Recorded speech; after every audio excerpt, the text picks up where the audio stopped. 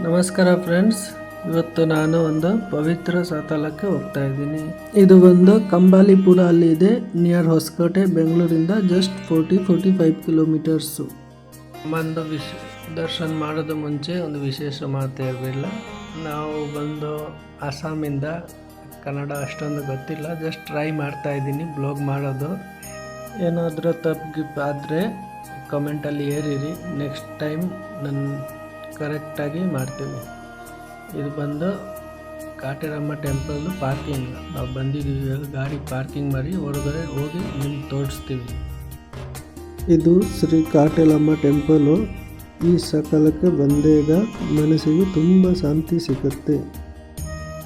ಇಲ್ಲಿ ಭಕ್ತರಿಗೆ ನಾರಿಯಲು ಮತ್ತು ಚೂರ್ಣಿ ಅರ್ಪಣೆ ಮಾಡ್ತಾರೆ. ಈ ಸ್ಥಳದಲ್ಲಿ ಸೋತ ಅವಸ್ಥೆಯಲ್ಲಿ ಇರುವ ದೇವಿಯಮ್ಮ ಇದ್ದಾರೆ. ಈ ರೂಪ ಶಾಂತಿ ಮತ್ತು ಕರುಣೆಯ ಪ್ರತೀಕ ಆಗಿದೆ. ಇದೇ ಶ್ರೀ ಕಾಟೇರಮ್ಮ ಅಮ್ಮೆ ಮೂರ್ತಿ. ಅಮ್ಮೆ ಶಕ್ತಿ ಸ್ವರೂಪ, ಹಮೇಶಾ ಭಕ್ತೋं की ರಕ್ಷಾ करती है. ಇಲ್ಲಿ ಭಕ್ತರಿಗೆ ತಾಳ ಹಾಕಲು ಬಿಡುತ್ತಾರೆ. ಇದರಿಂದ ಕಷ್ಟಗಳು ದೂರವಾಗುತ್ತೆ ಅಂತ ನಂಬಿಕೆ ಇದೆ. माता के पास ही एक और देवी विराजमान है.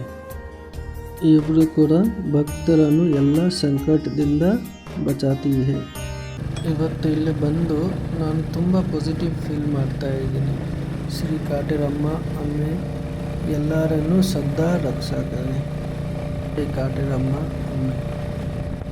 ನನಗೆ ಕನ್ನಡ ಸರಿಯಾಗಿ ಮಾತಾಡೋಕ್ಕೂ ಬರಲ್ಲ, ಆದರೆ ನನ್ನ ಶಕ್ತಿ ಅನುಸಾರಾಗಿ ಒಳ್ಳೆಯ ರೀತಿಯಲ್ಲಿ ಪ್ರಯತ್ನ ಮಾಡ್ತಾ ಇದ್ದೀನಿ.